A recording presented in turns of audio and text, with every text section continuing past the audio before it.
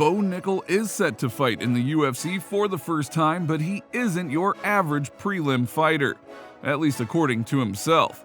Plus, Aljamain Sterling hurls more PED accusations towards Tj Dillishaw, while the MMA community is still wondering whether or not Zuckerberg rented out the entire UFC event for himself. And a gruesome injury halts Aaron Pico's title run. Ever since his incredible Contender Series performance, Bo Nickal has been a topic of conversation throughout the MMA world. Some are ready to crown him champ, while others still have a lot of questions about his abilities. But one thing Nickal understands is his value, as he recently said he'd rather retire than fight in the prelims. So let's hear from Bo himself on this. What? Is that a serious, I mean, what is this, a personal question? Like, am I a prelim guy? I'm not a prelim guy. All right. If I have to fight on the prelims, I'll just retire. I'm done. Wow. Is that in the contract? Baked in the contract? You have to be on the pay-per-view main card. I don't know if it's in the contract, but they'll do the right thing. They'll do the smart thing. And if I'm like I said, if I'm on the prelims, I'll retire. I'm out. The only reason I ask that is usually the ESPN prelims get seen by more people than the pay-per-view, so maybe they put you as the headliner there to get people to buy the pay-per-view. You know, they've done this before with big names.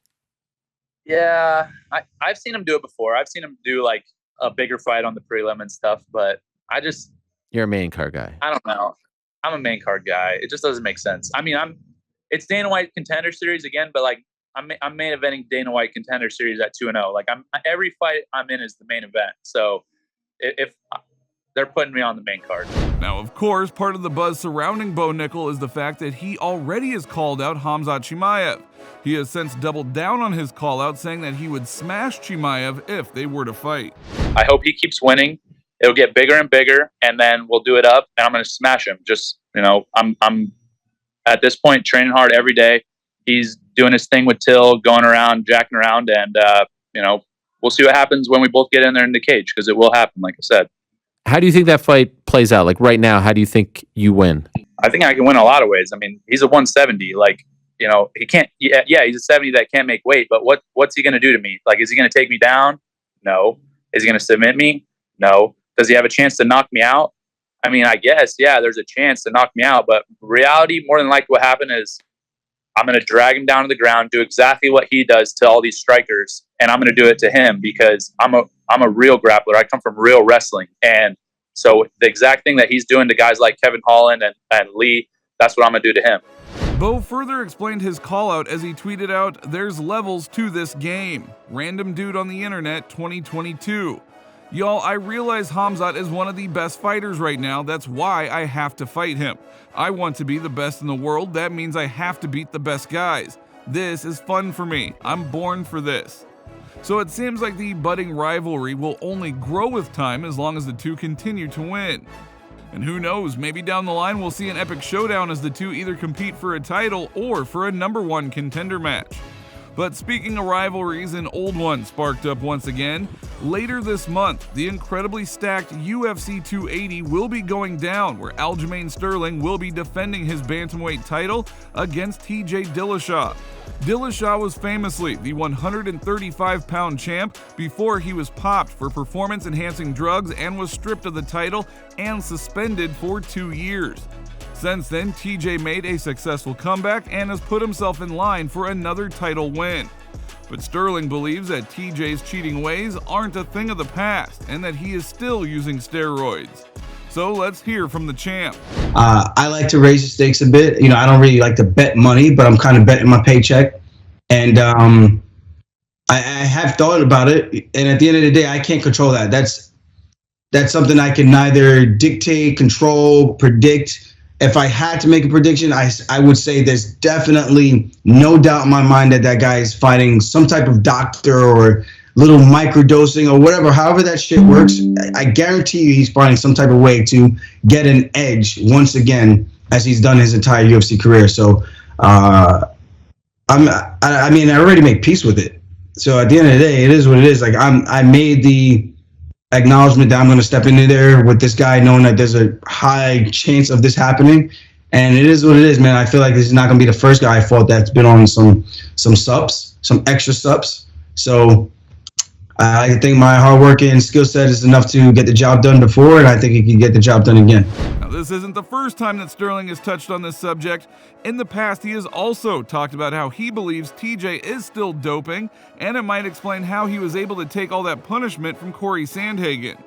Out by Henry Cejudo with a toe. It wasn't even the shin. It wasn't the foot. It was the toe that knocked him down and wobbled him the way that it did. And he came back and he took those monster shots from Corey Sandhagen. I don't know, my man. I don't know. And I know you can make the argument, oh, he cut too much weight, so the brain fluids. Like, dude, miss me well with all that shit. The guy's still cheating. He's still finding ways to cheat. He's going to be a cheater. Once a cheater, always a cheater. And it's just going to be nice to beat a guy like that, get a nice feather in my cap, and to say that I did it the right way, and he's a pussy. And in other news, did Mark Zuckerberg rent out an entire UFC event for himself and his wife, or not? UFC Fight Night 211 took place over the weekend, and it was announced that the event would be a closed-door occasion, which had fans and media wondering why so. Then rumors began to fly that Mark Zuckerberg would be in attendance and had rented out the entire venue for himself. However, UFC President Dana White tried to put an end to these rumors by tweeting out, "Mark Zuckerberg did not rent out the UFC Apex. That's total bullshit."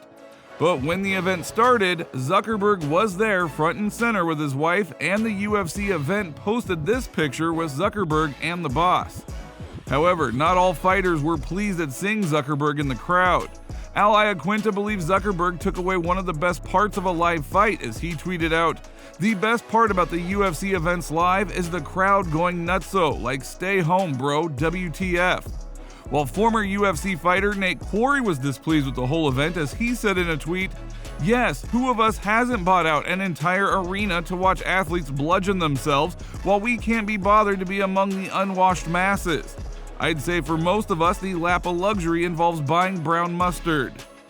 However, seeing billionaire Mark Zuckerberg at an MMA event wasn't even the oddest thing that took place over the weekend. No, that award goes to Aaron Pico at Bellator 286. Ever since Pico made his MMA debut, his fights have always had this strange aura to them. You never know whether you're going to watch Pico display some of the best MMA in the game and completely destroy his opponent, or if Pico will make a mistake and get KO'd. But now you have to throw in the risk of injury in the mix, as at Bellator 286, Pico threw his shoulder out within seconds of the fight. This resulted in this extremely strange situation where he attempted to pop it back in mid-fight, and later his corner wrenched on his shoulder repeatedly trying to fix it. Just take a look at this video that Bellator posted.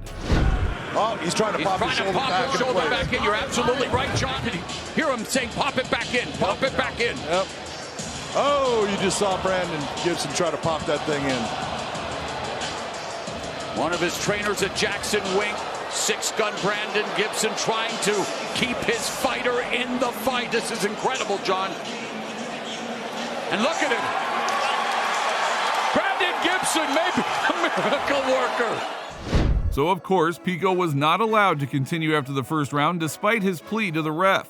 Later, Pico posted this video on Instagram explaining what happened and how he's feeling a day later. Hey, what's up guys? It's Aaron. I just wanted to check in and kind of give you an update of what's going on. My shoulder's still a little sore. Yesterday in the first round, I think it was the first 30 seconds, I threw a hook and my shoulder popped out, and my strategy was just to try to make it through the first round to get to the second round and put my shoulder back into place, and I tried in the fight, midway through the fight, I kept trying to put it back into place, but it just wouldn't go. And so I made it out of the first round, and my orders to my coach was, hey coach, keep in mind guys, he's not an expert on he's not a chiropractor, doesn't know how to put shoulders back into place, but my orders to him were, hey, my shoulder's out, do whatever you possibly can to put it back into place. So we tried everything, and we couldn't do it, and ultimately the fight was stopped, which was probably the smartest thing, and was rushed to the hospital and put it back into place. I still feel there's some things that we need to clear up, but I'm gonna see a shoulder doctor on Tuesday and get some MRIs done and heal this thing. And I will be champion one day. The road is a little bit rougher than I would like, but it's all good. I'm in good spirits. I just want to say I appreciate all your kind words and always supporting me, and we will be back. Thank you. Pico has had an up and down career thus far, but he clearly possesses the skills to be a title contender in the near future. While hopefully, for the viewer's sake, no more billionaires will be attending UFC events, as the dead silence around the cage does kill the mood a bit. While we're unsure the heated rivalry between Aljo and TJ will continue, but at least they have a date as to when they get to bury the hatch. But the Chimaev and Nickal one could drag on for quite some time, to the enjoyment of us fans. So if you enjoyed this video, then please give it a like, and do not forget to subscribe to the channel. Hit the little bell beside it so that you're notified the next time we upload a new video. With that being said, you just watched us break down the latest news in the MMA world, and we'll see you next time.